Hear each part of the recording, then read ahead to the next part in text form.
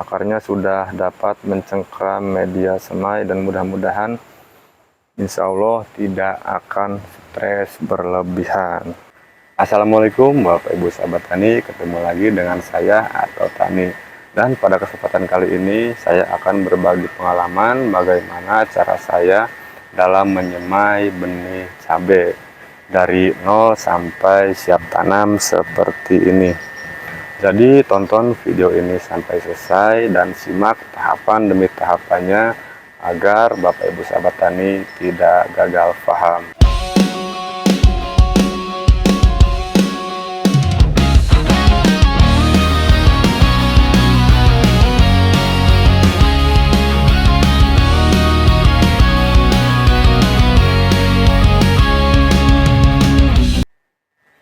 Oke, seperti yang sudah saya katakan di awal video, saya akan berbagi pengalaman dalam menyemai benih cabai, baik itu cabai rawit, cabai merah keriting, ataupun cabai merah besar.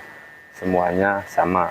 Hal yang wajib kita ketahui sebelum melakukan penyemaian cabai yaitu mengecek tanggal kadaluarsa. Jangan sampai di mana hari kita menyemai cabai itu melebihi tanggal yang sudah ditentukan oleh perusahaan benih cabai agar semaian cabai kita bisa tumbuh dengan optimal.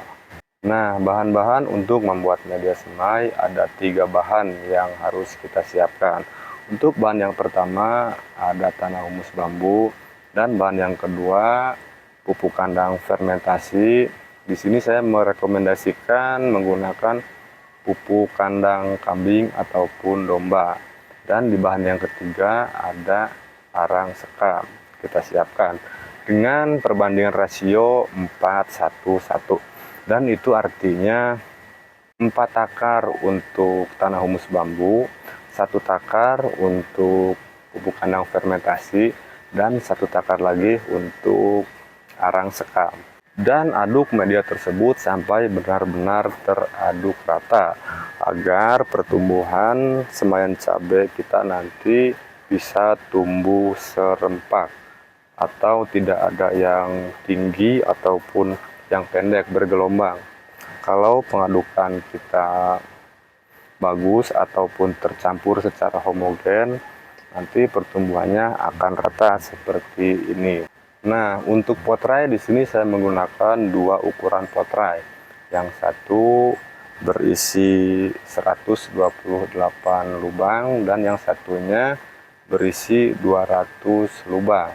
Di sini saya merekomendasikan untuk menyemai cabai gunakanlah potrai yang isinya 128 lubang karena media semai agak sedikit banyak sehingga nanti akar tanaman bisa lebih berkembang lagi. Nah, setelah media semai tadi sudah kita siapkan juga potrai. Lalu isi dengan media semai yang tadi. Kita buat lubang untuk kita meletakkan benih ya. Di sini saya menggunakan bagian bawah potrai untuk membuat lubang di kisaran 0,5 cm. Kemudian kita letakkan satu persatu benih cabainya. Setelah selesai kita tutup menggunakan media yang sama dan kemudian kita susun di dalam saung semai ataupun greenhouse persemaian. Dan diusahakan di dalam greenhouse untuk penyusunan potrai dibuatkan panggung ataupun rak seperti ini agar nanti bagian bawah potrai tidak bersentuhan langsung dengan tanah. Kalau seandainya bagian bawah potrai bersentuhan dengan tanah, nanti akar tunggangnya bisa keluar dan menembus ke tanah, sehingga nanti kalau kita pindah tanamkan bibit cabainya bisa mengalami stres berlebihan. Nah, ini untuk contoh ya, kalau tidak menggunakan kalau menggunakan rak tidak ada akar tunggang yang keluar dari bawah sini. Dan kalau misalkan bersentuhan langsung dengan tanah atau kita meletakkan potrai di tanah, nanti tuh akar tunggang akan panjang, bisa nyampe 2-3 cm kalau kita pindahkan, bibit cabenya itu akan putus. Seperti yang saya bilang tadi, nanti akan mengalami stres berlebihan. Mungkin untuk sahabat tani ada yang bertanya, apakah boleh untuk raknya kita susun atau kita tingkat 2 sampai 3 susun. Dan saya rekomendasikan jangan, tidak boleh ya. Karena nanti yang bagian bawah itu sinar mataharinya akan terhalangi oleh yang bagian atas, sehingga pertumbuhan bawah itu bisa mengalami etiolasi atau kutilang, kurus tinggi langsing karena kekurangan sinar matahari. Jadi gunakan panggung ya, satu terap aja atau tidak boleh ditingkat. Nah, setelah potrai kita susun di atas rak, kemudian kita lakukan penyiraman.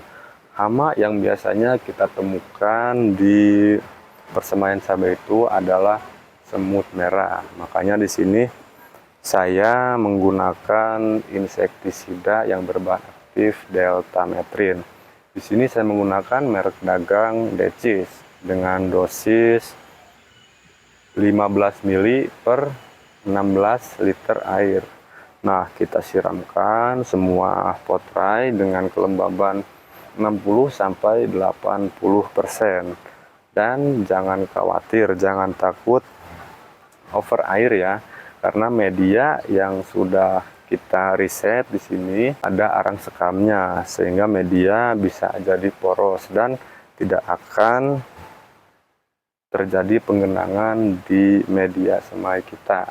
Artinya si air itu akan langsung ke bawah ya. Dan untuk penutupan di sini saya menggunakan karung ya. Proses penutupan membutuhkan waktu 7 hari. Jadi di hari ke-7 nanti kita buka tuh penutup karungnya.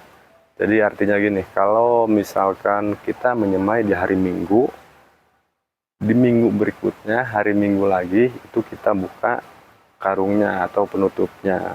Biasanya di hari ke-7 itu sudah ada beberapa yang sudah jadi ya. 50-90% itu sudah tumbuh, sudah jadi atau sudah sprout. Dan di hari itu juga kita lakukan penyiraman dengan air biasa, tidak menggunakan apa-apa ya. Kita lakukan penyiraman semua. Penyiraman kita lakukan setiap hari dan di pagi hari. Saya merekomendasikan sekali lagi penyiraman dilakukan di pagi hari karena itu waktu yang baik untuk melakukan penyiraman. Kenapa kok tidak boleh di sore hari? Karena kalau kita melakukan penyiraman di sore hari itu akan menghadapi cuaca lembab, nantinya ditakutkan ada kelembaban tinggi di beberapa titik ya. Itu akan menyebabkan rebah semai terhadap semaian cabai kita. Nah, sampai mana tadi? Penyiraman setiap hari. Dan ada saatnya juga kita lakukan penyiraman menggunakan pupuk. Di sini saya menggunakan ganda silbe ya yang berwarna merah.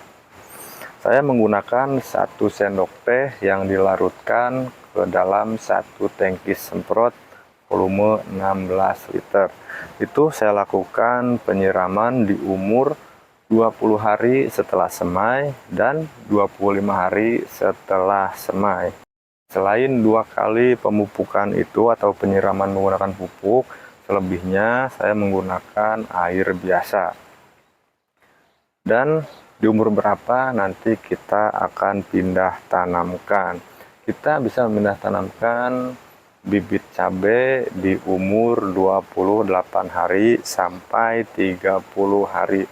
Contohnya seperti ini. Ini di kisaran umur 27 hari. Besok akan kita pindah tanamkan ke bedengan seperti ini ya.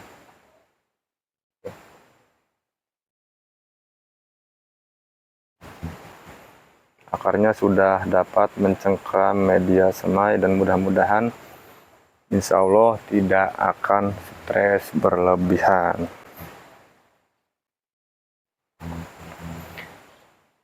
Ya mungkin cukup segitu sharing kita pada kesempatan kali ini. Ikuti terus channel Sahabat Hortikultura dan dukung channel ini dengan cara like dan subscribe, agar kedepannya saya bisa lebih bersemangat lagi sharing tentang pertanian, khususnya di cabai. Dan ikuti juga nanti cara perawatan penanaman, perlakuan penyemprotan. Insya Allah kita akan dokumentasikan dan kita upload di channel ini. Oke, mungkin cukup sekian. Salam santun dan terima kasih.